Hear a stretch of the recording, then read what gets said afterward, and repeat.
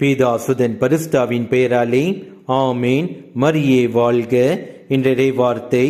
ஏனெனில் அவர் தம் அடிமையின் தாழ்நிலையை கண்ணோக்கினார். இடுமுடல் எல்லா தலைமுறையினரும் என்னை பேறு பெற்றவர் என்பர். For he has looked on the humble state of his maid servant. For behold, from now on all generation will count me blessed and happy and favored by God.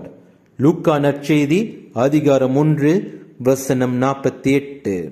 மரியன்னை தன் வாழ்க்கையை தனக்காக வாழாமல் ஒவ்வொரு நொடி பொழுதும் நம் மூவொரு கடவுளுக்காக முழுமையாக அர்ப்பணித்து வாழ்ந்தார்கள். நம்முடைய வாழ்வில் இன்றைய காலகட்டத்தில் நம் மரியன்னையை சிலர் தவறான விமர்சனம் சுய லாபத்திற்காக செய்கின்றார்கள். ஆனால் நம் மரியன்னை நம் கடவுள் இயேசு கிறிஸ்துவின் மீட்புக்காக இன்றும் பல இடங்களில் காட்சி கொடுத்து வெளிப்படுத்தி கொண்டிருக்கின்றார். நான் மனதார என் அன்னை மரியை பேறு பெற்றவர் என்று கூறுகிறேன். இதை நான் உணர்ந்து கூறுகிறேன். என் வாழ்வில் அவரிடத்தில் நான் பெற்ற உதவிகளுக்கு அளவுகோலே இல்லை. இயேசுவுக்கே புகழ். மரியே வாழ்க. ஆமேன்.